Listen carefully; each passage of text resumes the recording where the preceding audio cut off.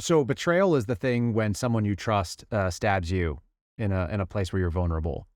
And that's what I would call what the Bureau has done to a number of people. I'm not, I'm one representative of it, and I'm out there publicly talking about it. So I don't want to go back and work for the FBI because I think it needs to be abolished.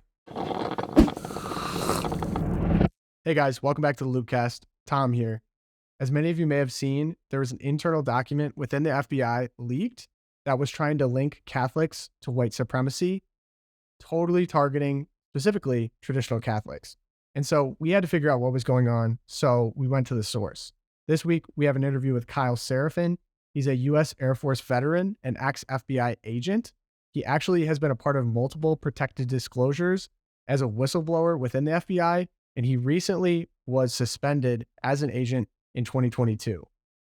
Kyle continues to expose corruption and left-wing influences within the FBI through his work. He describes himself as a Catholic father and husband, and American citizen second, and now distant third FBI agent. Kyle Seraphin, welcome to Loopcast.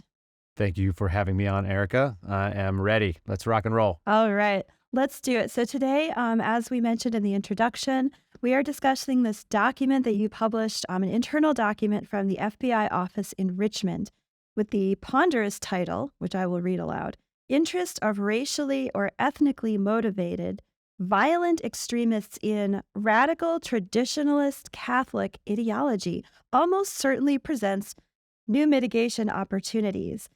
So that's quite the mouthful. It sounds like a bureaucratic document for sure. And this document identifies fringe Catholicism, quote unquote, with a vulnerability to what I'll characterize as white supremacist influences. And just for the listeners who aren't familiar, here's a quick list of how the FBI tells us they will identify these radical traditionalist Catholics. Some of these characteristics could be that they attend the Latin Mass, the TLM, those who want to return to traditions from before the Second Vatican Council, Catholics who are typically critical of Pope Francis, and most importantly, of course, those who hold an anti-LGBTQ ideology. And the FBI is suggesting in this document that they could monitor these Catholics through the development of sources with access, including in places of worship, and cites a list of hate groups that was published by the Southern Poverty Law Center. So we have Kyle on today who broke the story. He published this document publicly, and you're going to help us understand what that all means and should we be concerned. So first of all, if you could just give our listeners an idea of what a document of this sort would be used for in an FBI field office. Why do they produce these? Is this a common kind of document? And how do they use this kind of thing? Great question. Complicated answer. So the document is referred to as an intelligence product. And in this case, it's called a finished intelligence product. The two varieties being finished and unfinished. One is essentially raw information that is sort of put out with the speed and haste in order to disseminate. And then ones like this involve analysis. And so it's an analytical document. It has that ponderous title because it's kind of like a term paper. This is what Intel analysts do for a living. They write term papers that sort of assess what they would call the threat landscape, the threat picture, both nationally and then locally, in this case, in the area of operations around Richmond. So that's the short answer of what it is. And should we be concerned about it? Yes, of course, because the topic there is obviously a First Amendment protected activity. And the list of concerns that they had and how they would identify radical traditional Catholics also, if you dig further into the piece, includes their stance on abortion rights, which we know as Catholics is a no-go. So there are no abortion rights, it turns out.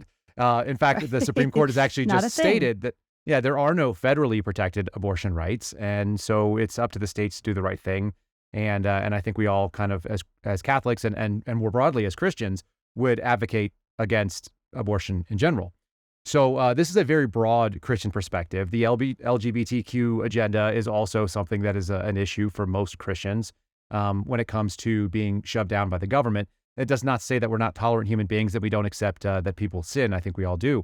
But moreover, that doesn't mean that we shouldn't be striving not to be sinning, and I think that includes all sins, not to just include, things that are against, this LGBTQ stance.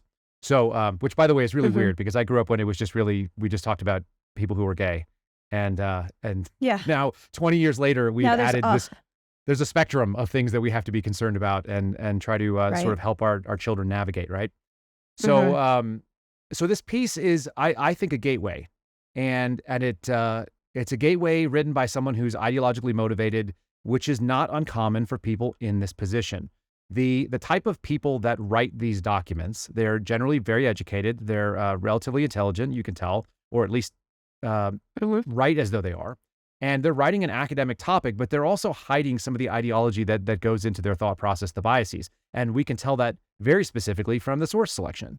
When you select the Southern Poverty Law Center as your primary source of identifying a group of people, you are already tipping your hand to me about what you think is important. And then when you double down and you say that your backup sources are Salon.com and The Atlantic telling you that rosary beads are a problem and that's going to make you, part of the violent gun culture, tell me that you're a leftist without telling me you're a leftist is sort of the nice way of saying that, Yeah. right? Because there is nothing about this that indicates these people have ever had any experience with TLM mass attendees, people who appreciate a pre-Vatican II perspective, which is, by the way, post-Vatican II, they didn't retract any of the Catholic teachings or dogma. They might have clarified some of the stances or made sort of a softer ecumenical push, but none of that stuff says that, Catholicism doesn't still consider itself the only true church, and that we'd like to try to heal some of those divides Mm-hmm. and bring them in the fold of what Catholics believe. So none of those things are Absolutely. an Mm-hmm. admission. And I think that there's actually a really interesting swing back towards that in mainstream Catholicism right now. I think most people are looking at the evils that exist in this world. And I had you had a conversation with Mark Houghton. I did as well. Our conversation kind of Yeah. centered towards the end on a very loud evil agenda. And I think it's evil because what it leads to unhappiness and disconnection from God. But that agenda is being pushed in this country. And it's being pushed by secular forces in the government, and it's being pushed back on by people in the Catholic Church who are looking for a more traditional look. And they Mm-hmm. say, it worked for 2,000 years. It worked for our forefathers who overthrew, radical dictatorships and who reformed our church and Mm-hmm. who, raided the beaches at Normandy. And they went to Catholic mass, traditional Catholic mass in Latin prior to storming those beaches on D-Day. So this is, I think, a really important point that there is a desire for that. I think one of the mistakes the Catholic Church may have made, a misstep, was trying to open the door to say, hey, look, we have a coffee bar and we have a really nice, donuts in the narthex. And the Mm-hmm. answer is not that. It's like, look, this is a hard path. There's a reason why it's difficult because it's against some Yeah. of your human nature. And that's what you're called to do. So Mm-hmm. for me, more and more people are getting into that boat. I think a lot of people are going to go say, there was a trending hashtag that said RTC harder on Twitter, Yeah. which is to say that there is a desire for this. Right. And I think, one of the shocking things about the document was not so much that, mainstream Catholics necessarily identify with some of these groups, and I went through there are 9 hate groups listed in the Appendix D of the document that were on the Right. SPLC website. You go through those and you're like, oh, those are kind of, some Catholics might say something like, well, they're not actually in the church or something. But I think that, like you were saying, we as Roman Catholics, no matter what kind of mass we go to, we're connected to these brothers and sisters, and we more than anything, should be identifying with them and saying, hey, if you put them on your hate group list, we're next. Like, we're right there with them in almost everything except like the See of Peter and all that. And I think everyone became an RTC Catholic over the weekend in a way. That's like you right. said with the hashtag, like Well, we are and all RTC. exactly. And there's a historical perspective on this. The poem, and now I can't think of the writer it's attributed to, Mhm. but essentially, they came for the fill in the blank, and that wasn't me, so I said nothing. And Right. you go down the list, and eventually they come for you. So opening a door into whether they consider it fringe Catholicism, which is not the FBI's perspective, the government doesn't have a vested interest in any practice of any religion. It has to be agnostic about it. And so it's irrelevant whether Right. they're fringe Catholics or they're mainstream Catholics or they're fringe Scientologists. None of those things are relevant in a constitutional setting. The answer is stay out of religion and stop trying to pick winners and losers in this fight, which is why we saw people like Mark Hout arrested because they are trying to pick winners and losers in the abortion game. Also not their perspective. And we didn't see even across the board enforcement of the FACE Act when people were interrupting mass in San Francisco last year or the year before. And so these types of, so there were hundreds of, or at least 100, Catholic pregnancy centers or Christian pregnancy centers that were going to try to help women in crisis. So don't tell me that you have no vested interest. You are representing an ideological agenda. So that's number one. That's really dangerous. And then if people saw, I did a segment on Tucker Carlson for just a few moments, and his point was, I'm not a Catholic, but I would defend anybody, and his reference was Scientology as well. It's straightforward. As Americans, and I think we can be, husbands and wives and children first, and we can be, Catholics second, but we're still Americans. We're all Americans, and we should be looking out for religious freedoms of everybody. That's the example that we should be trying to set. So it's very dangerous, and this is a terrible document. Like that's why the FBI rescinded it. Yeah, exactly. And kind of leaning on that a little bit, I do want to return to the sources question, but I think we've covered that pretty well. But leaning in on the FBI's decision to rescind, and so it was actually, I think it was within an hour of the Jim Jordan hearings, the first hearings for the subcommittee on the weaponization of the government. Within an hour of those beginning that day, the FBI comes out with this statement, rescinding the document, retracting it. And this is from the National Press Office of the FBI. I'm just going to read the passage. While our standard practice is not to comment on specific intelligent products, this particular field office product, the document, disseminated only within the FBI, does not meet the exacting standards of the FBI, and the FBI is taking action to remove the document from FBI systems. And then you tweeted in response, the FBI does not confirm information. They confirmed this because they were called out, not because they would never approve it. They approved it and are embarrassed. This is the only way. That was your response. So what do you think would have happened had you not published the document? Had there been no whistleblower moment? What would have happened? I think this would have sat there on a server, and then somebody would have had the same idea, a parallel idea somewhere else, and they would have gone searching for this. Had there ever been any writings on this topic? And the answer would then be yes. So once you have it there, imagine like the original grain of a crystal. And, the way crystals grow is that they build cellular structure in a geometric way, off a single predicating action or a single predicating source. And so that's how you end up with this beautiful quartz structure. But it started from this single, crystallized, cell, and then they build outward from it. And that's what goes on with intelligence products. They build a body of work based on somebody depositing that original grain, and that granular focus allows propagation of more. And so once you because it's no longer fringe now that there's 5 products on it, right? So number one, it has to sit out there. Then somebody else can go out and write on the same topic, and they can find different sources, or they can source it based on what their analysis is in the news media of some event that happened. Well, this was a fringe Catholic. This was very hateful and this sort of thing. So once you can build a body of work, that becomes a source that you can reference when you open intelligence investigations. Intelligence investigations are not criminal. They are not criminal investigations in the least. They are not what people would be familiar with the FBI's work, because there are really 2 different parallel tracks. A criminal investigation is linear. It starts with a crime and it ends with either a guilty or a not guilty verdict or a plea. That's what happens. Sometimes there's a declination to prosecute, but essentially it's a straight line from one to the other, and either somebody goes to jail or they don't. But when we talk about intelligence, we're talking about a circle, and the circle starts from we initiated an investigation and it ends whenever or never.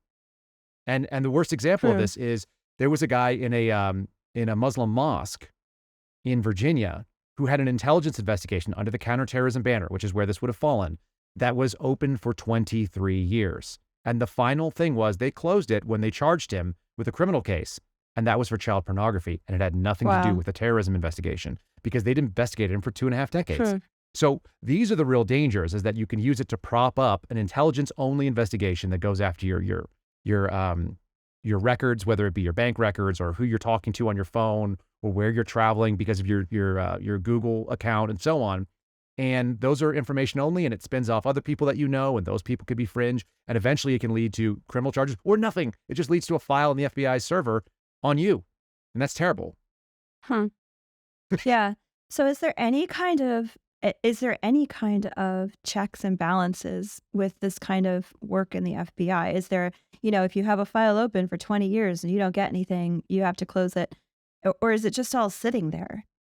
It's all sitting there. The check and the balance failed in this case. So, I mean, that's not a good That's not answer, the answer right? I was hoping to hear. No, Yeah. it's terrible. So the I'm answer like, is let's do that. Yeah. the answer is supposed to be that there's what's called a chief division counsel. That's going to be the top attorney in any given field office. There's 56 of them, and then they all work together with the Office of General Counsel to determine whether or not things are within the FBI's purview to investigate, and whether these the products and their sourcing and all the other things are in compliance with FBI policy, which is theoretically defending the Constitution. But in this case, that field office either neglected to fact check and neglected to oversee this document, or cleared it, which is worse. I'm not sure what's worse, actually. I don't know if it's worse that somebody didn't do their job or that they did their job and they thought this was acceptable. Either way, the so-called exacting standards of the FBI is I said this the other day about another whistleblowing activity we got involved in. It goes really simply. It's like if you make an allegation that the FBI has done something wrong, they say that is categorically false. That would never be the way we do it. And then you produce the receipts and you say, oh, well, in fact, it is the way you did it. They go, we are taking this very seriously and we're going to do something. But these are not good answers. These are terrible answers. How about transparency and not lying? But that is that's what you should expect. That's where we're at right now. That's the nature of the FBI. That is the nature of an agency. There's a cardinal sin when you work for the Bureau, and that's being embarrassment to the Bureau, which I'm a big embarrassment. But I'm sort of I'm sort of thrilled about that. That's sort of a badge of honor, right? Seriously, like that's a sign you're doing the right thing if you're an embarrassment to the FBI.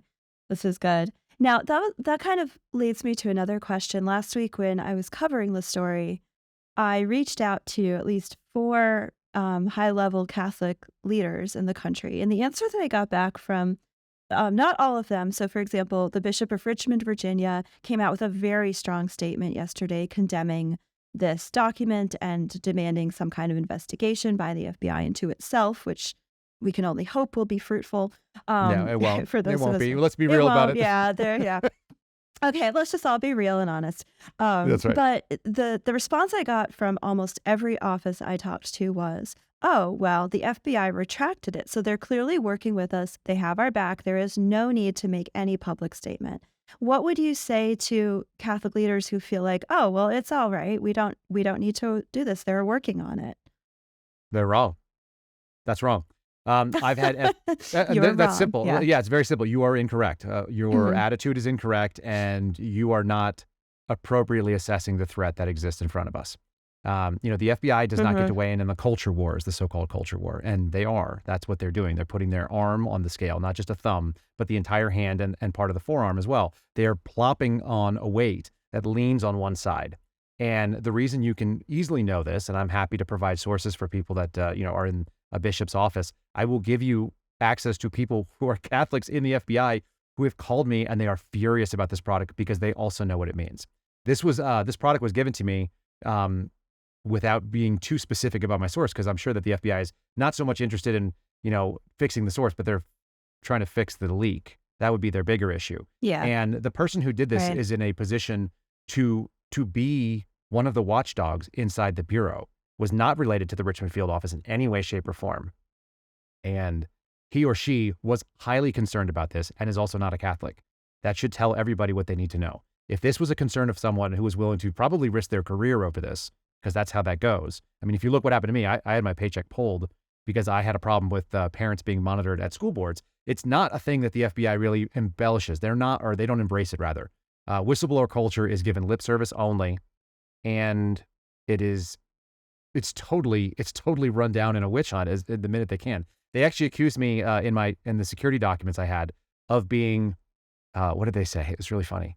They said racist, sexist, and or homophobic. No further information, like no specific examples. Or yeah, exactly. In the 6 weeks that I was in the office in 2022, that's what was my crime. And in that 6 weeks, I can tell you, I sat by myself in a cubicle and I just did paramedic training because they wouldn't assign me any casework. So I'm curious what sort of racist, sexist, and or homophobic things I was engaged in. I'm willing to answer for them. I don't think what's fun is that it's like they don't have the receipts. They don't need it. They dislike people exposing what they've done when it's malfeasance. It's not an organization that has self-reflection, that looks in the mirror and says, maybe we could do better. It says, these Seraphin problem. We've got to stop that. What they don't know is that I'm just going to keep cutting at them with a pocket knife like they're Godzilla and I'm at his ankle. So I'm going to keep, cutting. And my whistleblower groups are going to keep it cuts. as many cuts as I have. Yeah, whatever I have strength for. And the whistleblowers within the FBI are going to come to me and do the same thing. So that's what's important. And the bishops need to realize that this is a serious shot across the bow, because there is no guarantee that I would have visibility to this product. In fact, it's totally accidental. This was, I would say it's God's plan in many ways, in the same way that I'm connected to people that know to bring things to me so I can get them to Congress. And Jim Jordan's committee got this right away. They got it a couple of days after it showed up. I verified that it was a legitimate document, which doesn't take a lot of work from my end. And then it's on and on to Congress. So they should take this very seriously. Right. It's I'm feeling even more serious than when I began this conversation, just listening to you. So here's the thing: we can still be lighthearted people, and we live in this world. You can't live in fear, right? There's no reason to live in fear, but you should be aware. And the awareness is that there are a lot of bad things that are working against, I would say, Americans in general. Like the majority of this country is Christian in some denomination, and this is a big problem because we're not on board necessarily with the two agendas that are being pushed. Like I said, the two most obvious ones they try to line it up under anti-Semitism. It's like, I don't know if you saw that, but that was literally what they said. Yes. They said members of the radical traditionalist Catholics who reject Vatican II, right? In this note, they say there is a disdain for most of the popes since Vatican II and a frequent adherence. This is a real bold claim, a frequent adherence to anti-Semitic, anti-immigrant, anti-LGBTQ and white supremacist ideology. Give me a break. I don't know a single white supremacist Catholic. I've never met one. I've been a Catholic for 41 years. Like, come on, help me out here. In fact, the Klan used to hang Catholics. Right. We were a target of white supremacists. Correct. And in fact, I was looking on the SPLC's own hate groups listing, and they will characterize white supremacist groups as anti-Catholic. Correct. And so it's just crazy. And it's this deliberate attempt to associate religious belief with the two worst labels, right? What are the two worst labels you can be handed? And you were handed a couple of these, but it's either you're racist or you're homophobic. Correct. And it just seems... It's aligning you with bigotry. Right. And it's just associating in their mind Catholics, bigots, Catholic bigot, Catholic bigot. And we see it in big tech. We see it in big pharma. We see it in big government. I did want to lean into your whistleblower. It's sort of a tertiary vocation that you've discovered, being a whistleblower nice way of saying for that. the FBI. And you're baptized. That's your primary vocation. Husband, secondary. Whistleblower, tertiary. It's good. So this is something I actually asked Mark Houck too in our interview about the way that Catholics view the military, public service, the FBI. There's a long history in our country, especially after the Italian and Irish immigration periods, of the men in blue are vast majority Catholic. Here in the Northeast, vast majority of firefighters are Catholic. Policemen are Catholic. And I know there are a lot of Catholics in service in the FBI itself. How do Catholics balance that culture of service to country, obedience, laying down your own opinions, and then the danger of falling into this, I'm just following orders? And what inspired me to ask this was on your YouTube channel, I think it's your YouTube channel or online, there's a video of you talking about when the FBI agents do their training, they're taken to the Holocaust Museum for a day. And they have to confront what happened when all of these, Nazi collaborators, when the men in blue just put their heads down and did their job. And you have to look at what happened there. So how does a Catholic think about these guys who are just doing their job? They're just arresting Mark Houck at gunpoint and they're approving these documents. What do you have to say to them? Well, I say they're violating their oath. It's very simple. There are 3 things that you must refuse, whether you're in the military, and I served in the military, or whether you're, and I was enlisted. I didn't have any authority. I was at E3 when I got out. Thank So you. Thank you for your service. Yeah. I was a 31-year-old guy who had a 19-year-old roommate that refused to buy toilet paper. So like, I know what it's like to go and just be like the lowest guy on the totem pole, right? And here's the way that it works. It's quite simple. You are compelled to refuse illegal, immoral, and unethical orders. Period. That's it. Wow. It's very easy. Illegal, immoral, unethical. That's it. You cannot do those things. And that keeps you from being someone who leads to a potential genocide.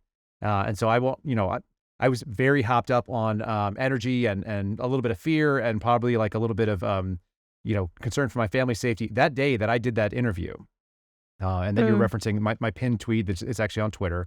And people are welcome to go and check out, shameless plug, but my handle is below. You can go and see this thing. It's 2 minutes long. It won't take a lot of your life. My buddy did kind of a supercut of an interview I did with Dan Bongino, who's a wonderful friend to me and FBI whistleblowers in general. And the deal is this. It goes, I had just sold my house and moved my family into no house. We had no house. We moved and my wife literally packed up our kids at the closing table and drove to Arizona to go stay with my folks because that's the only place we had. And we're still there. That's where my RV is right here. So I'm sitting in Arizona at not my house because I don't have a house because that's what had to be done. And then I jumped on a plane and I flew to Dallas and I stayed there overnight. And then I flew to Miami and then I got in a car and they drove me up and I sat down with a man I'd never met before face to face that I'd heard on the radio. And I told my story. And that was like the last 10 minutes of my story. And he chopped it up into like a 2-minute supercut of it. But essentially, by the end of 2 hours, you're pretty wild out, like you're round up. Like I was ready to go. I was like, man, I'll do another 5 hours of this stuff because there's so much that's going wrong. And also the energy of the fact that like my family is now in a no man's land, and that's still the case. The consequences may be very difficult for you, but that's what you're called to do. It's very easy. Correction. It's simple, but it's not easy. That's more accurate. It's a simple decision, but not easy. There's no choice but to refuse these types of things. You don't have an option to say, well, I'm just going to keep my paycheck. You've already been trained. Everybody in the military is trained to refuse an unlawful order. And it goes beyond that. It goes illegal and immoral and unethical. And if you don't do those things, then you are in violation. So you have to. That's why Catholics are so even comfortable if it's the end of within your it. career. Right. And you can do the same thing. If a priest came and told you something that was against the catechism, that was factually inaccurate, serving their own interests, and they had, fallen astray somewhere, you would have to know, first of all, you have to know what is legal, what is moral, what is ethical. You have to have done that examination of conscience.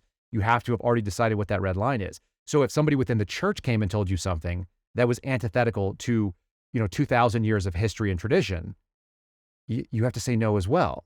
It's not Right. difficult to discern that, but you have to put in the work beforehand. And if you don't, Yeah. then you find yourself victim of, I'm just following orders because I didn't think about this beforehand. I'm backpedaling it, and you just keep backpedaling, and then you end up, the guy who's loading up, boxcars of people, and that's a visceral understanding to watch that line. It's scary. Yeah. And I love the parallel that you draw there. It's a parallel between, right, the cost of discipleship, that there's no such thing as cheap grace, to use Dietrich Bonhoeffer's analogy there. There's no such thing as cheap grace. There's no such thing as easy Christian discipleship. In the same way that if you're really serving your country, there's no such thing as cheap service or a cost-free military service. It's going to cost you something.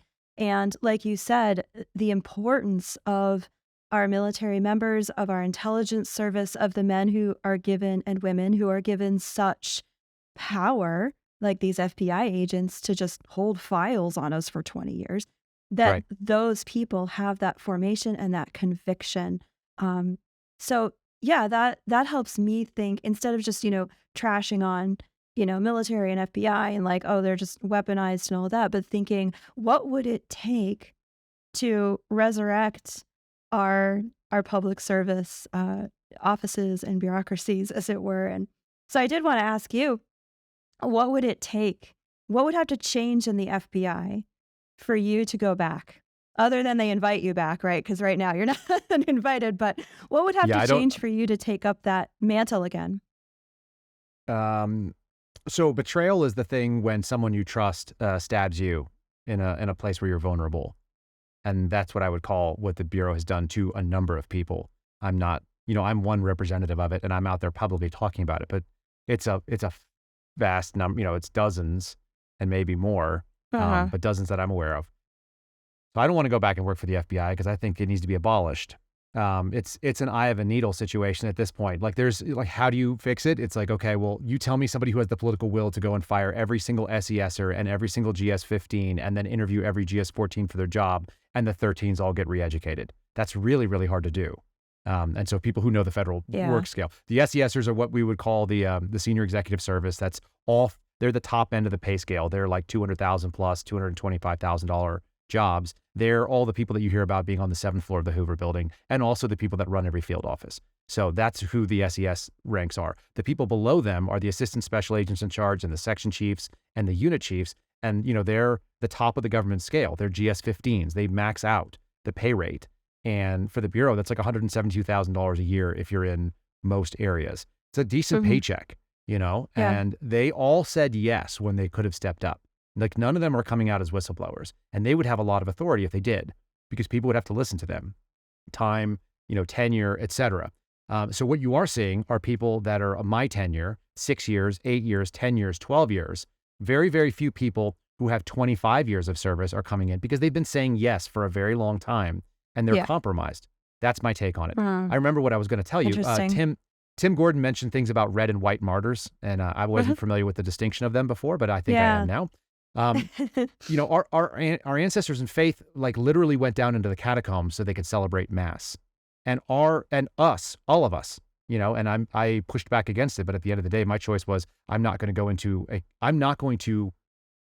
church where we can't go into church, and that happened in 2020. They shut down the churches. Where were the pushes of our bishops, of our parish priests who were going to disavow the orders of an unlawful and overreaching government to celebrate Mass? Literally, people have died over that, and people have died over that in the last 100 years. My instructors, when I was in 5th and 6th grade, they escaped underneath the Iron Curtain. They were under threat of machine gun and German shepherds, and they went over barbed wire fences to get to America so they could celebrate the Mass. So people have put their life on the line to celebrate Mass, and we gave it up. We, I say collectively, as a country, walked away from those principles very, very, very easily. Over what? Like let's say it had a 5% kill rate, this virus, which it didn't.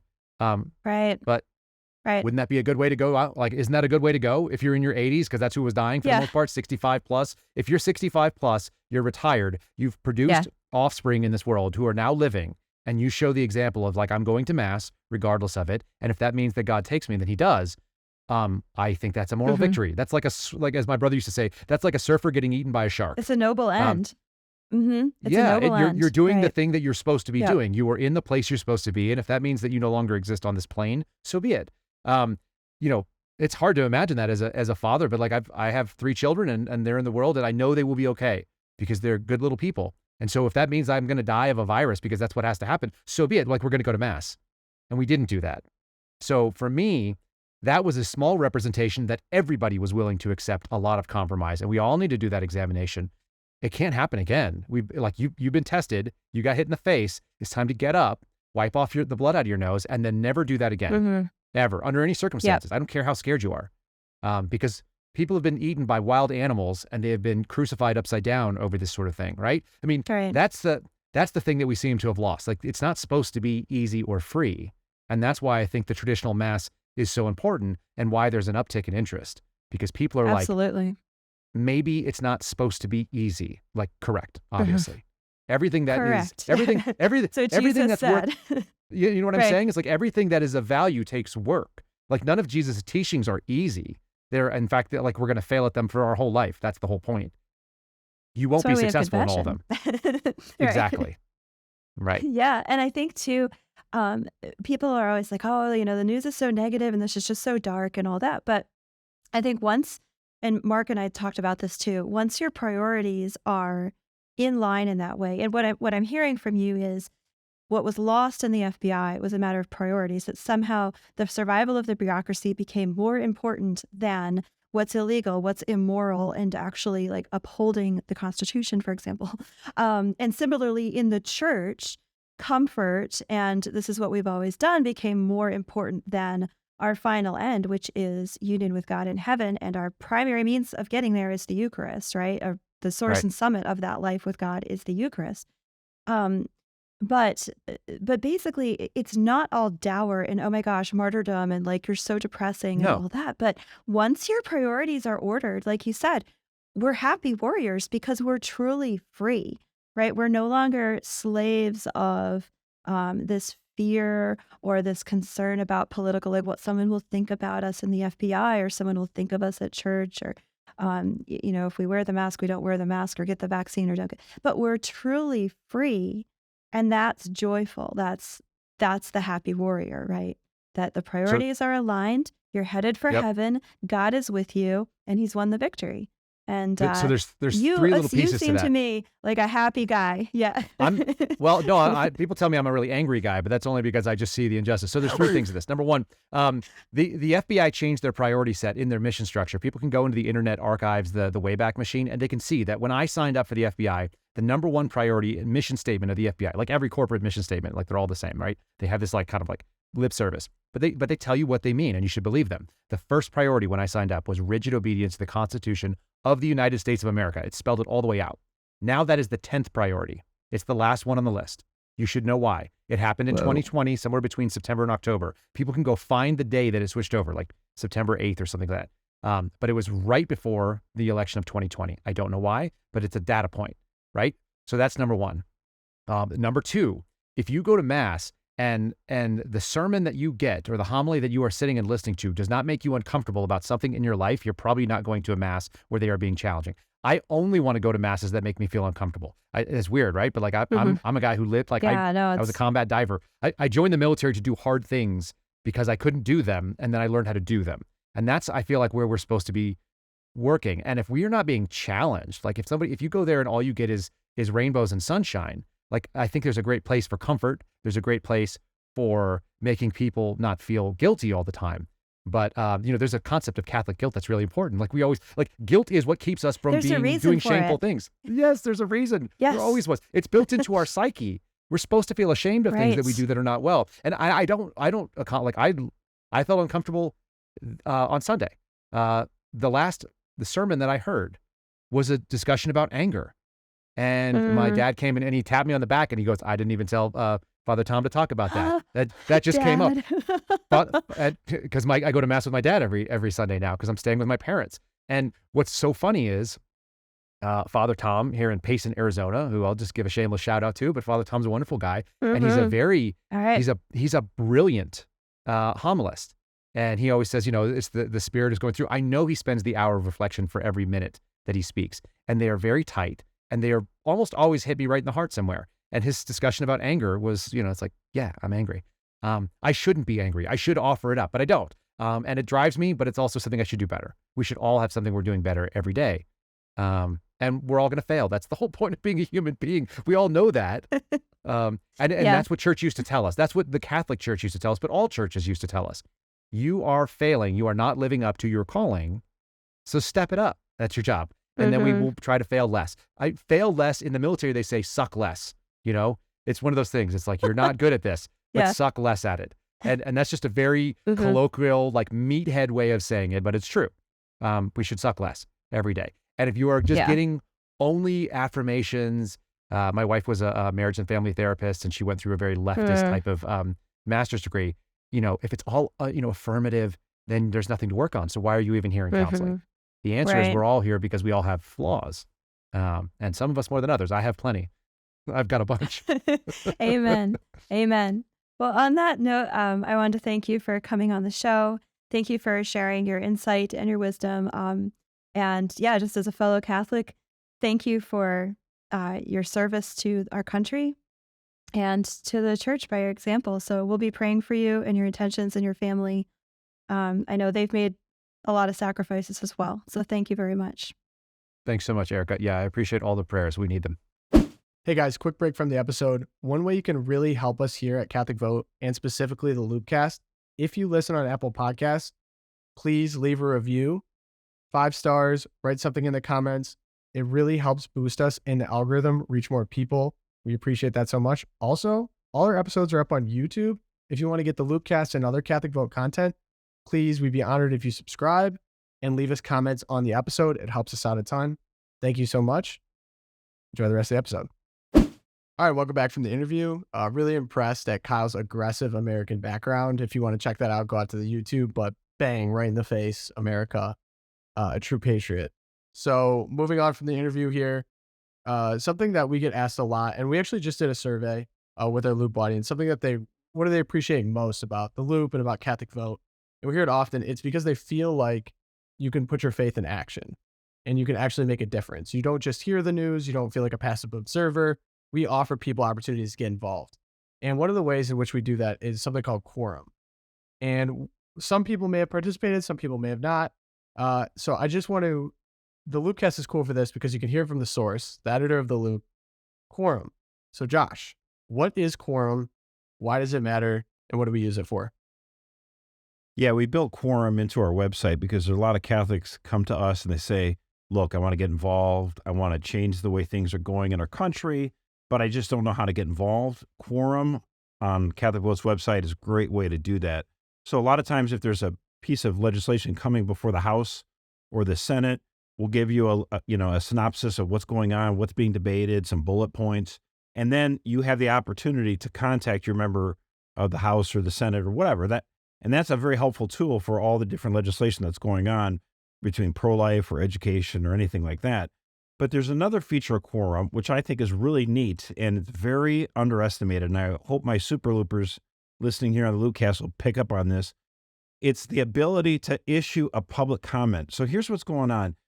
By law, anytime the administration tries to implement, this administration or any administration tries to implement a new rule or a new regulation, and a lot of these new rules can have a wide impact on American life, okay? Because we remember back in the Obama administration where he put down that contraceptive mandate, and we ended up fighting that for years and years and years over lots of different court battles, right? Well, right now, the Biden administration is considering a new regulation, a new rule that would basically gut a lot of the healthcare protections and conscience protections for medical professionals. So I know there's a lot of people out there, they love going to their Catholic doctor or, and they like supporting their Catholic nurses, both in the hospitals and when they go to their local doctor's offices. We want to ensure that Catholic doctors and nurses have those conscience protections strong. Federal law is already on our side on this one. So what does quorum do? You go on to Catholic Vote's website, you'll see a little thing about there, help protect the conscience rights of Catholic doctors and nurses. We're going to have it here in the show notes too. But here's what happens. We kind of give you, again, kind of a quick one-on-one explainer about what this new regulation is trying to do, right? And then what we really want you to do then is submit a public comment. We give you the link right to do it, and it takes you to the federal government's website where the American people, because it's our country, right? We have the ability to get on there and to voice our opinion and say why we think this new regulation is great or bad. In this case, we think it would be bad because it would be gutting a lot of our protections. So it might take you 4 or 5 minutes.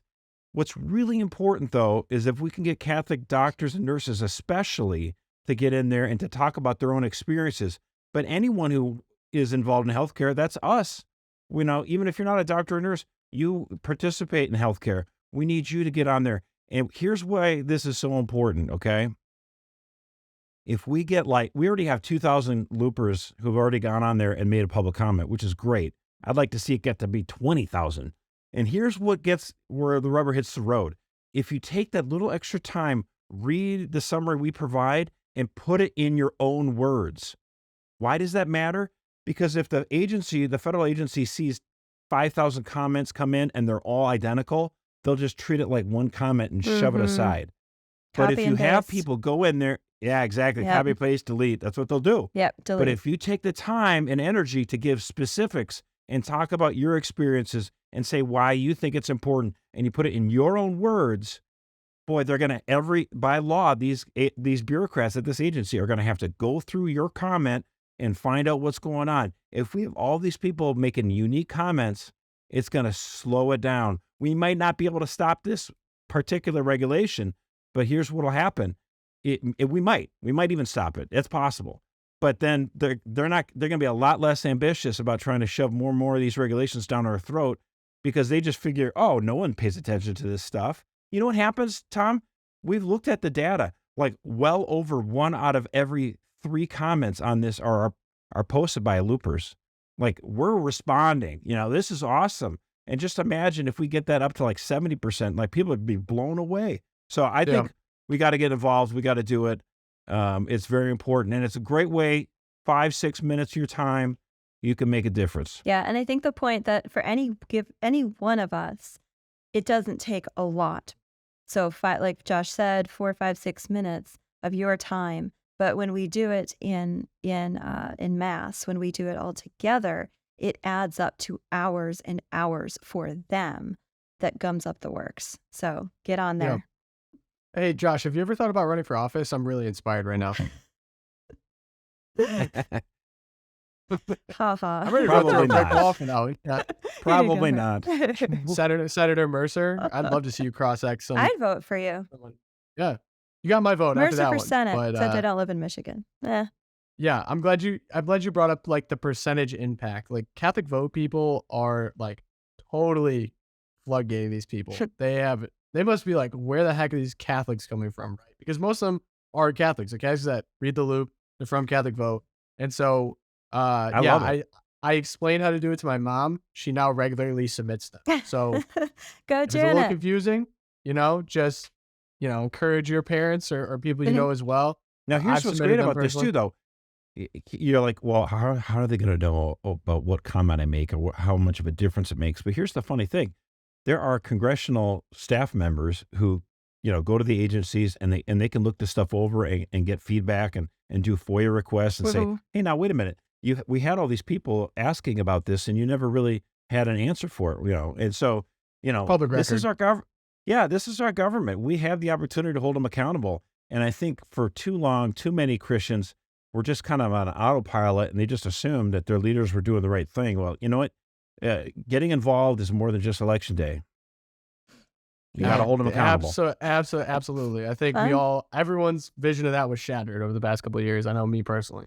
So speaking of crazy things, that brings us to the Twilight Zone. I don't know if you guys saw this video. There's a whole crowd of it's like 1,000 people in Zambia, and they were just so happy and cheering. They're just like, it was like the best thing in the whole world. Like they were just absolutely, practically apoplectic with joy. And you know what it was?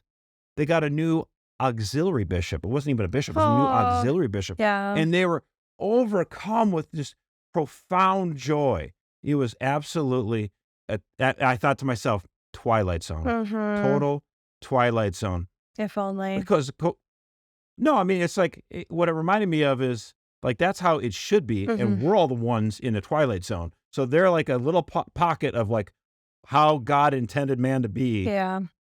And then everywhere else in the whole world is the Twilight Zone. You follow that? I sure do. I do. They're the ones who got it right. No, in full disclosure, when I get a new auxiliary bishop, the first thing I do is say, I'm going to Google it and see what he's all about. I'm not like, oh my gosh, the successor of the apostles is here. God has given us a church for all ages. I'm like, yeah, let's see what he's about, because I'm totally an American Catholic. Yeah, what makes you think of that too is, so like, how much has Western society been completely altered? Our natures have been messed with by all of the excesses of wealth and technology. And you look over there and you see an expression of pure joy and you're like, that could be all of us, but so it went wrong somewhere along the way. It reminds me of that the CDC report that came out. I don't know, not to give a pre-Twilight Zone. I didn't choose this as my Twilight Zone, but a unbelievable amount of young girls have either contemplated taking their own life, they are depressed, they report not going to school because they were bullied, they're anxious, and that's brand new numbers. Those trends are brand new as of, I mean, shouldn't surprise spike during 2020, 2021, of course, but how much of that is self-imposed, and those are traits that we didn't make ourselves. In some cases, yes, like we we allow our children, some people allow their children to have smartphones and like unrestricted access to the internet and different apps that have scientifically shown to be addictive and depressive and all these things. But even other things in our culture as well, like rampant pornography use. And we're well-known documented effects of the depressive aspects of that. So I don't want to hijack the whole thing but I do think that expression of joy that you see there is very pure, and it's pure because it's like untampered with in a way.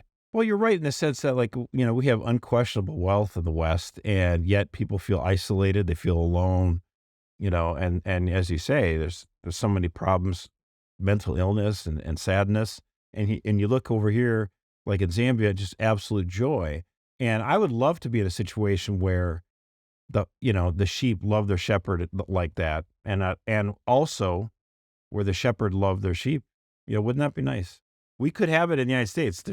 We're the same kind of people. It's not like we're different, species here. It's just like, it can happen here. We can have this kind of joy. It's up to us. Yeah. Maybe the FBI should go out and investigate that too. Yeah. Erica, I'll pass it to you. What's your Twilight Zone? All right. Well, I was going to go super depressing, but I'm feeling like I need to lighten it up a little bit with my favorite Super Bowl commercial from the Super Bowl weekend. It actually wasn't my favorite, but I really felt watching this like I had entered another layer of the Twilight Zone. And this, of course, was the professional women's flag football promo commercial. And I don't know if you guys saw this one, but like they've got like the little football girl and she's got the flag sticking out. And at the end, there's like, and she's like dodging everyone, and all the guys are like, whoa, she's amazing. And the guy football players are like, oh my gosh, I can't get the flags out. And then at the end, there's like, she's running down the road with the flags and she has the football and all these women are running after her and we want to play football too. And I just felt like, how do we even know that they're women? Are trans women invited to this football flag league? And then I'm also thinking of, have the professional like sports leagues learned nothing from the WNBA experiment, which has been a complete and total financial loss? Like nobody goes to the games. It's a loser on cable or whatever satellite. So anyway, women's football, no. So you think the WNBA is a failure? I do think the WNBA is a failure. Not to the NBA. Do tell. Why would you Prove say that, me Josh? wrong. They don't consider it as this investment, and that eventually it's going to be, the WNBA is going to be making lots of money down the road. They consider it a charity. They know if they support the WNBA every year for millions of dollars every year, right? They subsidize it, right, as a charity. They know no one can attack them if they do business dealings with China. Like the feminists aren't going to come after them. They're sponsoring the WNBA. It's life insurance for these guys. That's why Apple and all these other corporations support woke stuff. It's so that the liberals won't come, like all that Occupy Wall Street and corporations are evil. Yeah. Like all they do, they don't care about women's sports. Yeah. They pay the indulgences and then they don't have to get attacked. Yeah, I went down the rabbit hole with this one, but the only reason I could justify it on this, give me some grace. So I was shocked that I did not hear about the East, it was East Palestine is how they pronounce it in Ohio. There was a train derailment and I didn't hear about it truly until a week after it happened. It got no national coverage for the most part, and it still really is not getting the coverage it deserves. It was a major disaster. So I'm going to put a great description in the show notes. There's actually some really good information out there. And this is another reason why I just will sing the praises of independent journalism until I die. When major media is covering potential UFOs and Chinese spy balloons, well, those may be stories, I saw them as very much distractions from really major events happening within the country. And so what was Twilight Zone about this to me was that not only was there this massive derailment, but the choices that were made in terms of burning the chemicals. So just to give a quick description of what happened, this train derailed in East Palestine. It was the Norfolk Southern Railroad Company.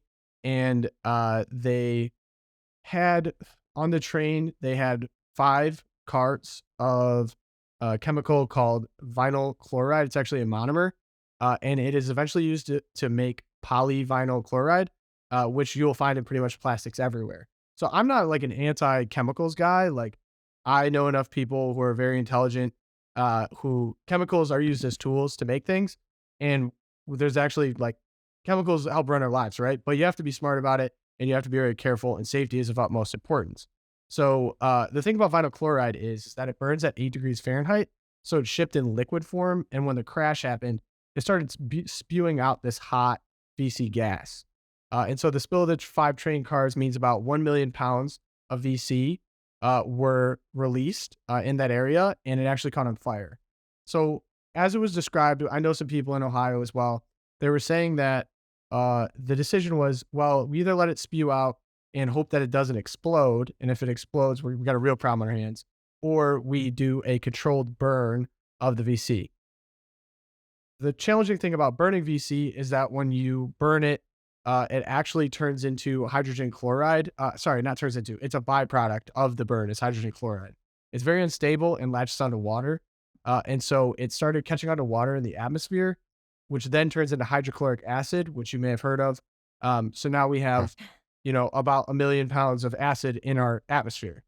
All of these things, in terms of accidents of this nature, industrial accidents, they're typically downplayed, especially by the responsible party. So in this case, this would be... the corporation is not going to be, hey, we're at fault. Hello. Of course. Yeah. Right. So Norfolk Southern Railroad is downplaying it. And then what happens after that is politicians downplay it. And then the media releases that narrative.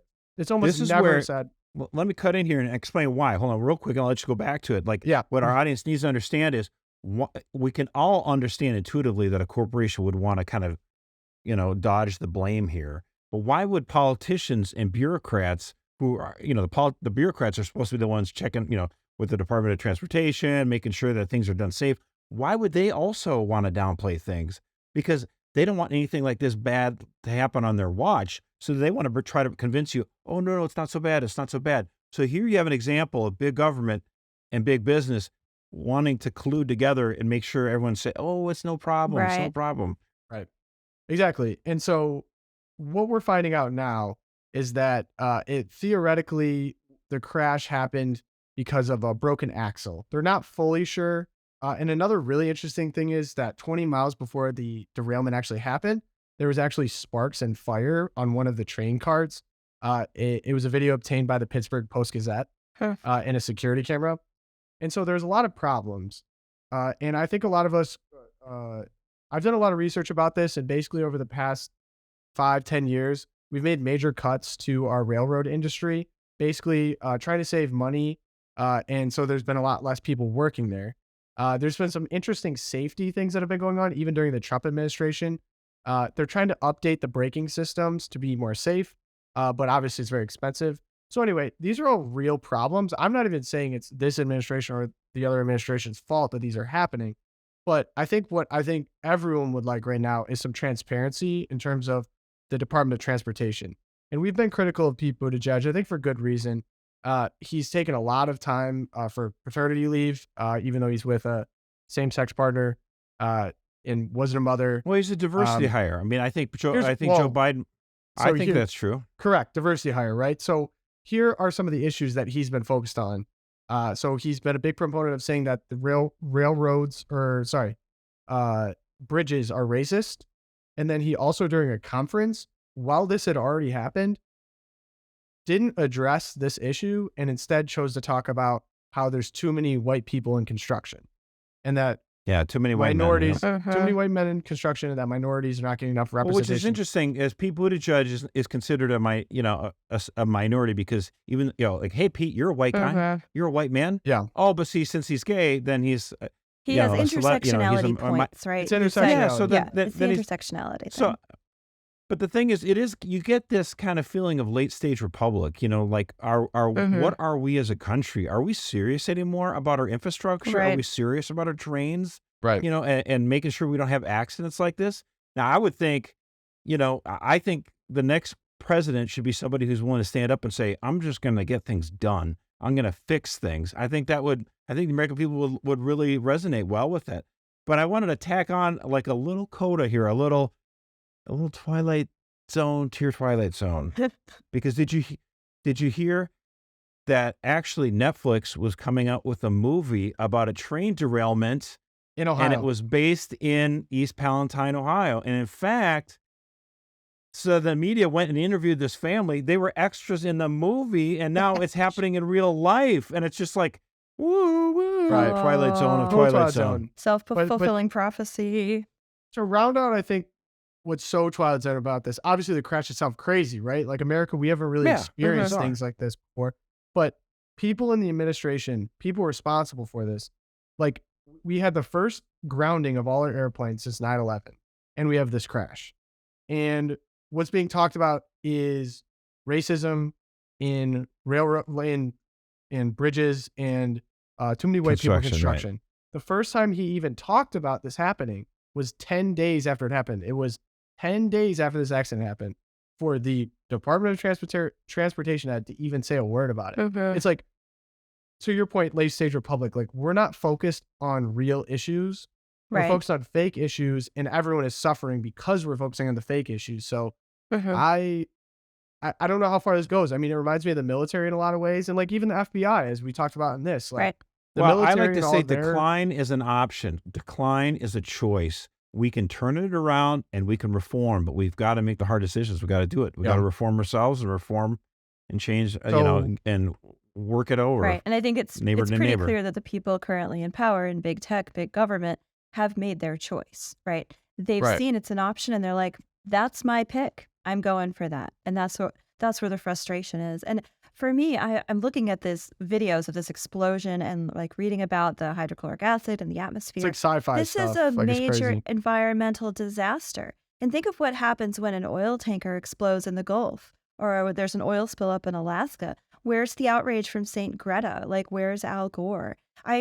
It's just this. Yeah, well, it's a choice. Exxon Valdez happened when we had a Republican president, so it was a major news event. And this train accident happened when there's a Democrat in the White House, so it's not that big of a deal. Erica, don't you understand? Well, thank you for explaining that to me, Mercer. I am satisfied. I just ask like everyone in the audience who's listening, if you could just stop and say a prayer really for all those people in Ohio, Pennsylvania. Absolutely. Like there's people who are saying their eyes are burning. There's dead fish in their water.